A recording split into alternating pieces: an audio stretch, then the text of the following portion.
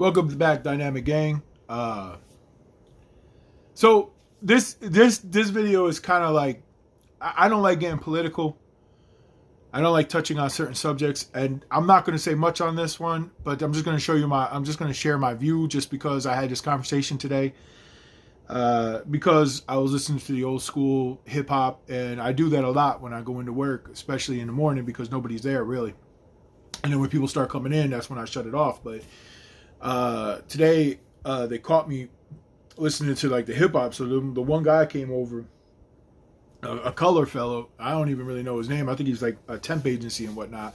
He's through a temp agency. So he was like, oh, it's surprising that a white boy knows about that music. Yeah, he said it just like that. And he was like probably in his, like, I want to say like maybe like he looked like he was 50 or something like that. I really didn't think nothing of it because you know how old people in their minds are already set in their ways. It really didn't bother me. But, you know, he was like, oh, what you know about the black culture? You know, you don't know. I mean, like, dog, man. Like, and this is the same guy who was rocking like a Black Lives Matter t-shirt and whatnot, you know? And we didn't go into really detail because I kind of like, I saw where this was going. And I knew that you would never win an argument, especially with somebody who already had their mind made up.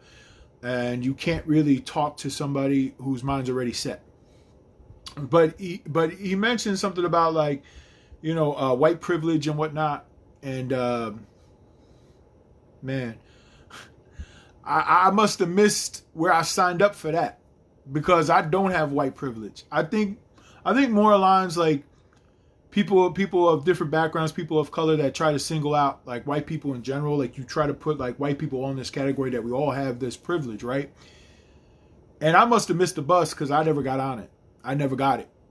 Not saying that, you know, if it wasn't offered to me, I don't know if I would have took it or not. But I'm saying when you're growing up, especially in a family and you're born into it that has a lot of money and power, I think that's where you differentiate between a white person who's on a, you know, I don't want to say level and stuff because I never had that mind frame where I felt like I was better than anybody, but I've had the mind frame where I don't like when people look down on me, and I've gotten that by a lot of people that were white and they had money. I also had a person that I knew close to me that I broke all ties with. I'm not going to say anybody's name. I'm not going to go into specifics. But I was called white trash already because of the music I listened to, because of the group of people I hung out with. You know, like, it's all good, man. I'll be white trash. I really don't care. That doesn't offend me. I am what I am. But you're not going to tell me what music I can listen to. You're not going to tell me what people I can hang out with. You're not going to tell me what comics I can and cannot draw or that I can read. You know what I'm saying? Like you're not going to do that to me because it ain't going to go down like that. You know what I'm saying? You don't pay my bills. That's it. But that white privilege, man, I don't have that. And every person I know that's like me that grew up, you know, in environments with Section 8 and welfare and in the ghetto parts, you know, we are at the bottom of the barrel, so to speak. That's what society has put us as because, you know, we're a burden to society. At least that's what they said, you know, me in and out of juvie and group homes and whatnot. And the only reason I started going from the group homes because I was kicked out of foster home because a lot of these foster home people, bro, that the foster homes ain't good. If you know people that got kids in their system, then you already know what I'm talking about. Not every foster home is, I'm not saying every foster home is bad, but I found every foster home that was bad. I guess I was the lucky one that got to find all the ones that were bad. And the group homes weren't good neither. And then like on the weekends I was able to see my mom, and like I would get like a taxi and whatnot, and I guess whatever the system would pay for it or whatever, I don't know. I sure as hell I wasn't paying for it. I know my mom didn't have money to pay for it, so I don't know who the hell was paying for that taxi, but I was going back and forth every weekend, whatever, visitations and whatnot. So anyway, to get back what I was saying, and then when stuff wasn't working in the group home, I was AWOLing. They couldn't handle me anymore. So then where was the last place they got? Juvie. That was it. And then that's when my grandma came down and we had to go through a court. And they were like, yo, if he comes back before he's 18, he's going to go back to juvie. And then from there, he might even get transferred to jail, to whatever. I don't know. It was crazy, man. Anyway, the point I'm trying to make is I don't have white privilege. I never signed up for it. I don't know where to get it. I don't even know if that existed in my family because my family was never like that. But it's almost like, especially where I grew up in Newark, right? Old ladies, or a lot of, I don't even want to say like in Newark. I would say like on the borderline between Irvington and Maplewood, there was like this one selection called 40th Street, and there would be like there's like a lot of like Jewish old people over there, right? So right off of Stuyvesant Ave. You know, I've already witnessed this. I witnessed this firsthand, where I would see like a group of black people walking, like, and I see like either a white lady or some kind of white dude, and they see this and they would walk across the street, just because they see a group of black people. You know what I'm saying? And they don't. Hey, that's discrimination, right? That's the same way when you put white people into that white privilege. Yeah, it's discrimination because I don't have that. I never had it. I never wanted it. And like I said, in my family, I don't even think it existed, because if my family ever had white privilege, they never signed me up for it. We always had to work for what we got. We had to struggle. The struggle was real. And you should go back and see my other videos when I was talking about, you know, when we didn't even have power, but we had like a gas stove, and we had to actually open the oven just to get heat. I mean, dude, the list goes on of what we used to do, man. And we used, you know, it's crazy, man. So that's what I wanted to touch base on, because this is the first time that I ever had anybody say that I was part of white privilege, and I was like, oh well, I would like to have a Mercedes or a BMW. I'm driving a 1999 Honda Civic. Hell yeah, I got a hoopty. Ain't no reason to have a more expensive car going back and forth to work, right? You're putting miles and stuff on it. If the car works, it works, right? Why get rid of something that works? You know, if it's not broken, why fix it? So I'm just making this quick video about my feelings on that, because it's still, as you can see, it's what, 5 something in the afternoon. This happened at like what, 9, 10 o'clock in the morning. Yeah, I feel a certain kind of way about it, because I never grew up looking at color, and I was never put in a situation where I was looking at color neither, because it's like you had your homies that would ride or die with you. And you had the homies that would either snitch or throw you underneath the bus. And it didn't matter what color they were, because a rat is a rat, and a true boy is real. You know what I'm saying? You know. So, you know, I've experienced that, and I don't hold grudges to, like, let's say that like I got jumped by a group of black people before. And it was because I was tagging with spray paint. I asked for it because I shouldn't have done that. I shouldn't have tagged over somebody's set, and it happened the way it is. Do I hold grudges against black people? No, I don't.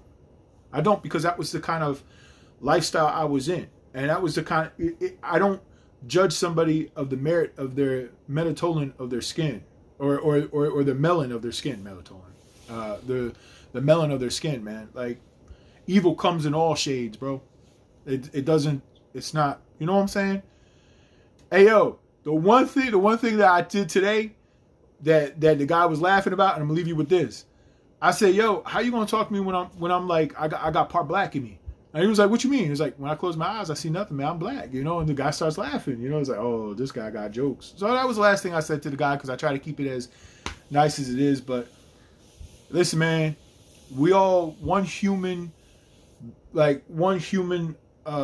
race under God. You know what I'm saying? We just one human race. You know, we just gotta get past that color shit. And I know it's kind of hard, because you go back and you read the history, and it opens up fresh wounds. It's hard to get over stuff, man. I'm not gonna say it isn't. You know, that's why I didn't piece things up with my mom. That's why I can't piece things up with certain people. You know what I'm saying? It's hard to move past. And a lot of people are like, well, that happened so long ago. That didn't happen to you. But indirectly, you might feel a certain kind of way about it. You feel what I'm saying? Because it's like, well, why are you upset about it? You didn't go through all that. But I'm saying, like, when you read something or you watch something, you could feel, you know, a good writer can make you feel. A good director can make you feel in a movie. I've seen people drop tears, man. I dropped a tear when I saw Green Mile for the first time. And don't ever say you didn't either, man. That junk was tough. Michael Clark Duncan was tough in that, man. That shit had me like, bro, I dropped a tear. I wasn't crying, but I did have a teardrop, man. Bro, I'm not going to give you no spoilers. If you never saw The Green Mile with Michael Clark Duncan, please go see that. Bro, that was some sad stuff. But I digress because we're off the subject. What I'm saying is, even if it doesn't happen to you, you can still feel a certain kind of way about it because you can feel something in your heart. That means that you got emotions. That means you're not heartless. You feel what I'm saying? And the past can't be erased because if it was like that, I'd be able to forgive. I'd be able to go about my business and forgive so many people in my life. But now it's not so much about forgiving them. It's about I'm strong enough to just let them go and not take all the pettiness and just throw it out the window. I don't have to deal with you. You don't pay my bills. That's it. We just call it what it is.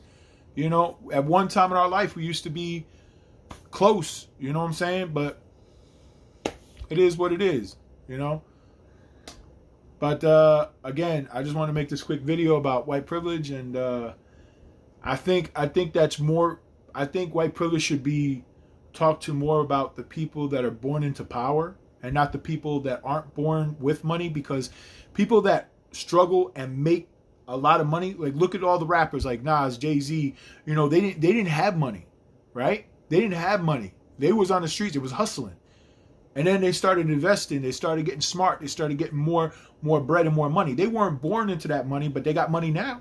Does that mean they're privileged? Nah, that means that they worked into it. Now their kids, if they're born into it, they might have a privileged attitude. That's something different. Again, I'm not speaking on anybody's children. I generalized it. I'm making that very clear because I don't bring nobody's family into nothing.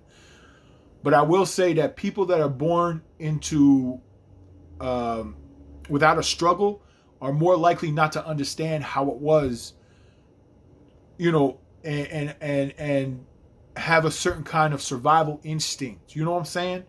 Where somebody was given everything, then they complain about everything, and it's like it's so easy for them to complain about everything because they never had to work for it. You know, you feel me? But God bless everybody, even if you don't believe in God. I wish you the best. You know what I'm saying? And we're going to do the year right. No more 2020, man. That was a crazy year. Black Lives Matter, of course. Every life matters. I know when a white person says every life matters, it's like that's like the Antichrist is saying it, but it's true. Like I believe that every life does matter, and Black Lives Matter, of course they do.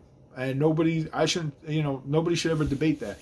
You know, and I understand the movement and I read a lot of the comments behind what started that. Hey man, like I feel like words can't describe that's messed up. You feel me? Like how we got how we got to here is messed up. It's really messed up, and there's no words I can say that can really describe how I really feel about it. You know what I'm saying? Like I feel very sympathetic, but at the same time, I don't want to overdo it because I don't want people to feel like, well, I don't need your pettiness. I don't want to feel pity from you, because I know a lot of strong dudes that are like, don't pity me, bro. I'm good. Anyway, thank you.